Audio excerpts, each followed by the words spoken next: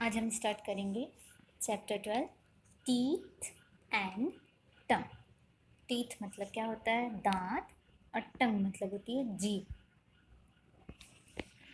Food is very important for us. We eat different types of food.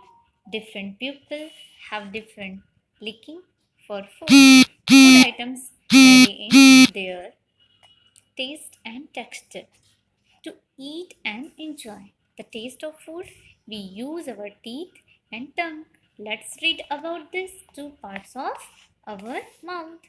हम बहुत अलग अलग तरीके से खाना खाते हैं ना, बहुत अलग अलग तरीके से फूड आइटम ईट करते हैं। और अलग अलग टाइप जो फूड आइटम्स होते हैं हम कोई ज़्यादा हार्ड होता है, कोई सॉफ्ट होता है, कोई लिक्विड फॉर्म पे होता है, तो वो अलग अलग वैरायटी होती है फूड की। अलग अलग टेस्ट होता है, अलग अलग टेक्सचर होता है। कोई आपका बहुत सॉफ्ट है, कोई पतला है, कोई गाढ़ा है, मतलब बहुत टाइप के टेक्सचर हैं। और हम कैसे करते हैं उसे टेस्ट लेने के लिए?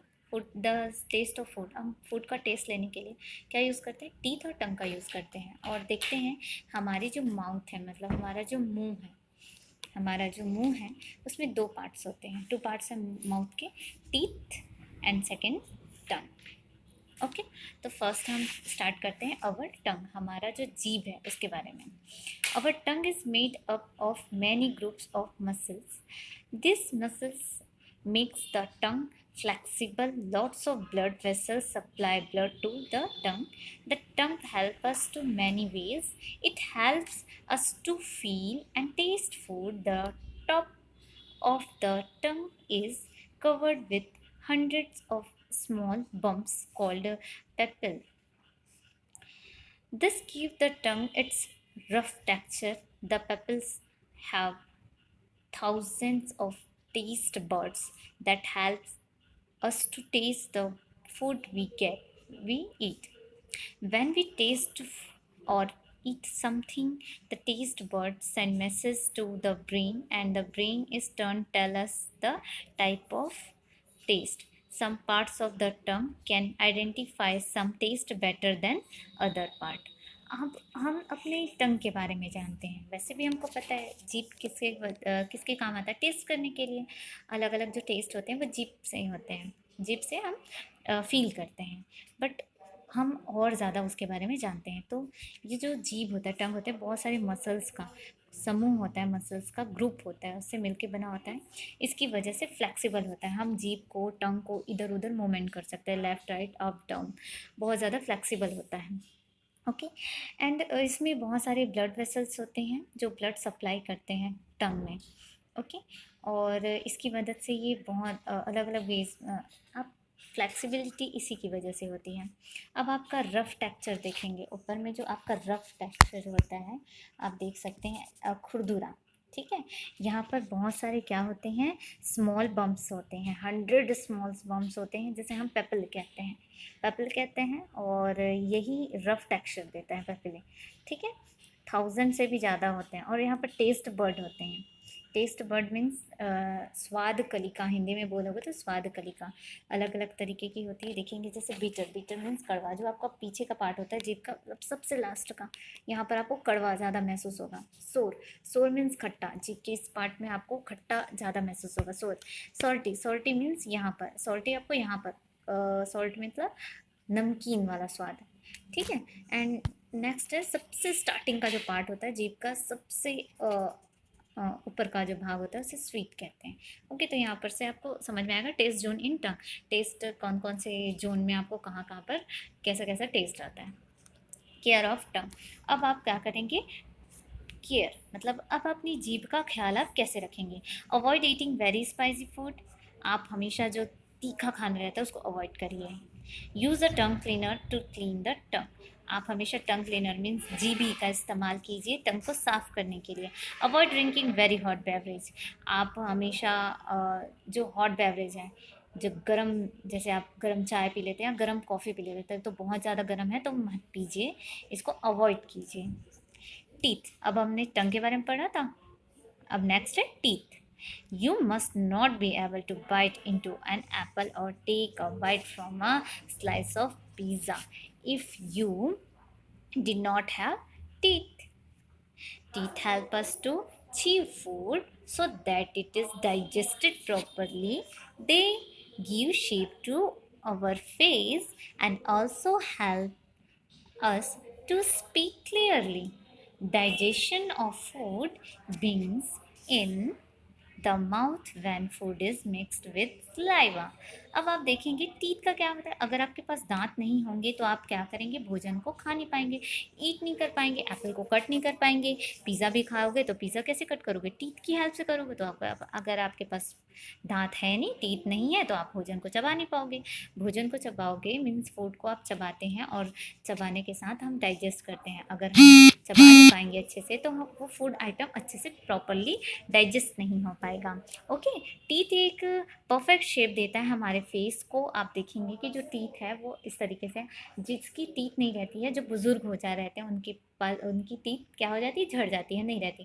तो ये क्या होता है, जो होंठ रहते हैं, होंठ का इधर का भाग होता है वो अंदर साइड धंस जाता है, तो एक परफेक्ट शेप नहीं आ पाता। ओके, आप टीथ की हेल्प से स्पीक क्लियरली, बहुत अच्छे तरीके से बोल सकते हैं। आप देखेंगे बच्चों का दांत टूटा होता है सामने से, तो उसके मुंह से हवा निकल जाती है, आधे से ज़्यादा वर्ड्स हमको समझ में नहीं आते, तो टीथ की मदद से हम बोलते भी हैं।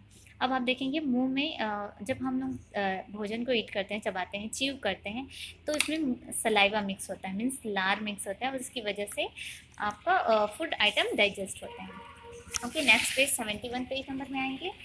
अब देखेंगे टीथ की बनावट, संरचना किस तरीके से होती है। Okay, crown is the visible part of tooth, the white animal of dentine that cover the teeth, the strongest substance in your body.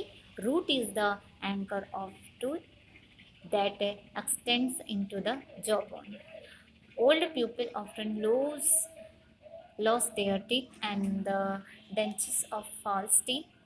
Have you noticed old people who have lost their teeth develop a hollow in their cheeks and are unable to speak clearly? Remember when you are lost tooth, your tooth sounded different. अब आप देखेंगे crown, जो इसकी संरचना, teeth की संरचना इस तरीके से होती है कुछ। ओके, मतलब उसकी बनावट, उसका पिक्चर हम देखेंगे कि जो सबसे अपर का पार्ट होता है, जो वाइट कलर का पार्ट होता है ना, ये आप देखेंगे, ये इसे एनेमल कहते हैं। ठीक है, जो वाइट कलर का पार्ट है, जो ऊपर से कवर जो हमें दिखाई देता है, वो एनेमल होता है। एनेमल के नीचे पे क्या होता है, नीचे का जो पार्ट होता है उसे डेंटाइन कहते हैं, डेंटाइन कहते हैं, या फिर वाइट एनेमल या डेंटाइन। ओके, नेक्स्ट देखेंगे। अब डेंटाइन के बाद जो पार्ट आता है जिसमें ब्लड वेसल्स कुछ कुछ होते हैं, जिसे पल्प कहते हैं। ओके, देन नेक्स्ट है सीमेंटम, सीमेंटम नाम है इसका। ओके, नेक्स्ट है ये वाला पार्ट देखेंगे, ये जिसे आप मसूड़ा कहते हैं, जिंगिया। ठीक है,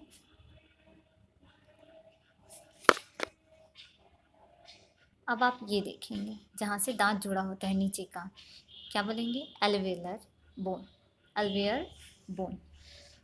इस तरीके से हमारी टीथ की संरचना होती है, बनावट होती है। और यहाँ पर फिर से बताया गया कि जो ओल्ड पर्सन होते हैं उनके मुंह पोपले हो जाते हैं, हॉलो, उनके चिक्स क्या हो जाते हैं, hollow in their cheeks, cheeks में मतलब आपकी गाल में गड्ढे होने चालू हो जाते हैं और वो बोल भी नहीं पाते क्लियरली।